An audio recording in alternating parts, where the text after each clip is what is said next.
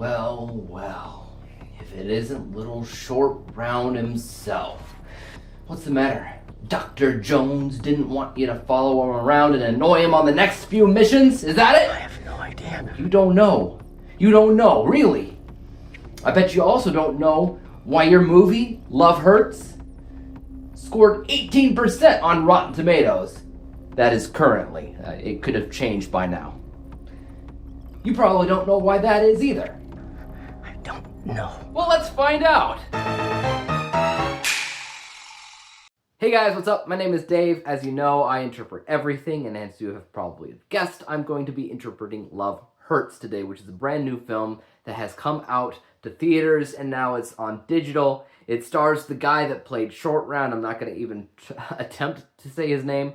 But, you know, I figured the last movie that he was in was nearly flawless, Everything, Everywhere, All at Once, or whatever that was called. And I am a huge fan of martial arts, especially when they blend martial arts with comedy. So I was all in with this film, even though I didn't even know it existed until a few friends of mine started reviewing it as well. And for the most part, I kind of had to ignore the fact that a lot of them didn't love it. At most, they just thought it was adequate enough, but just wasn't what they wanted it to be. However, they have said that about a lot of other movies as well that I completely disagree with. So, took it with a grain of salt, and I checked it out. What's the movie about? It's ultimately about a real estate agent that has a little bit of a dicey past, i.e. he was an assassin for hire, I guess.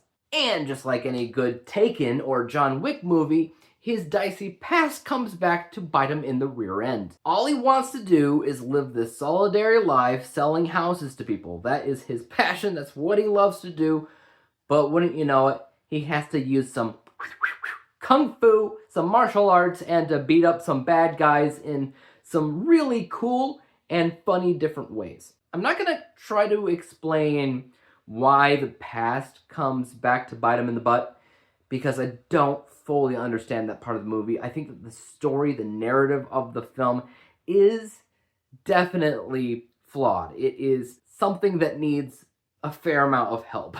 But we also have to understand and appreciate the fact that, well, we're not exactly watching it for the story either. If you go and you watch the trailer to this thing, you are going to see a lot of martial arts, a lot of fighting, a lot of action.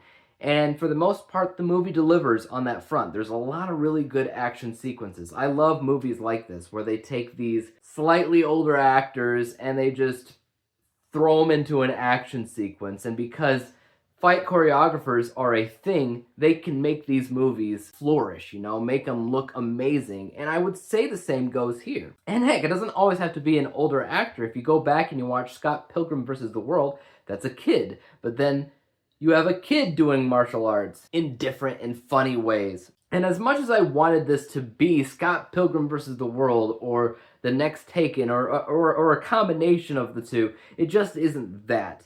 For that, I would just kind of stick with the movie Nobody and kind of ignore this one. This one's okay, you know, it's not terrible like I feel like a lot of people are saying. 18% on Rotten Tomatoes is pretty darn harsh. But it's also nothing fantastic. It's nothing that's super memorable. It's nothing that's gonna make you feel anything when you watch it. I mean, yeah, the action's really good. But how many times have we watched a movie where we're like, yes, the action is good, but I don't care about anything that's happening? How many times have we watched a movie like that? In my experience, far too many times to count. Now, that's not to say that the movie as a whole is bad. Like I said, it is okay. But part of the genres here, we're talking about action, we're talking about comedy, and we're also throwing in a little bit of romance. It's called Love Hurts. It is a movie that is centered around the Valentine's Day time/setting. But it's kind of like the Die Hard of Valentine's Day movies, because it's not really about Valentine's Day. It's not really about love. It is about this dude and his dicey past and him fighting a bunch of people. And they just throw in some heart-shaped things in the background here and there, and a side story revolving around our main character who has had this infatuation with another assassin. I mean, you could tell me that until you're blue in the face, but I'm not going to believe you because I don't feel it. If you have ever heard of the phrase popcorn flick, I don't know what other people define popcorn flick as, but for me, I define it as a movie that really just doesn't matter, but it's not boring enough for you to want to leave the theater while watching, or leave the movie while watching, or pause it to go to the bathroom or something and just never return to the movie. It's not like that. It is incredibly a passable film. You turn it on, you have a good enough time with it. It's a short enough movie, so the pacing's never in question, and the action's good. That is the extent of the movie. So, did I like the movie? I thought it was fine. I just won't really be recommending it to others to check out unless maybe they're just a huge fanatic with martial arts and they just love to see that in any given movie. If that's you, watch it, because that part of the movie delivers, but literally nothing else does. So if you're somebody that cares about story or narrative or character development or any of these other things that make or break what we consider to be film, it's probably one that you can safely avoid watching and your life won't change. So take that as you will. I'm going to give this a rating of C+.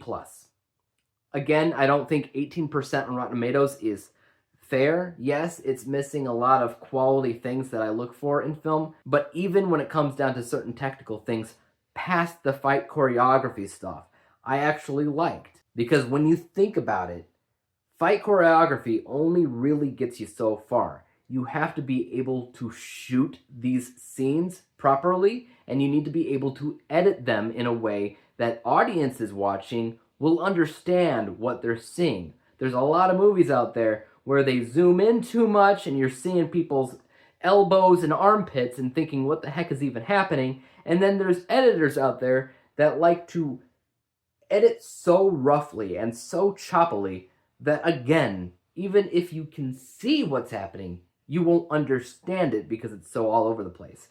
Love Hurts was structured pretty well. It was shot well, it was edited well, and the fight choreography is there, and certain elements of the cinematography in general, for the stuff that when it's not in action mode, is fair. It's good. But, again, this is not really a movie that you need to bother yourself to rent out to watch, or to buy if you see it at Walmart, Target, Meijer, Amazon. However, if you see it streaming on something like Hulu, or Max, or Showtime, or HBO, or whatever, perfect movie for that. Just don't go out of your way to check it out. That's my 2 cents, guys. What about you, though? Have you seen Love Hurts? Were you a fan of this film? Were you not? Did it disappoint you? I want to hear your thoughts in the comment section down below. And as for YouTube, you guys know what to do. Hit the like, subscribe button, and bell to be notified when I come out with my next movie review, whenever and whatever that may be on. And until then, peace out.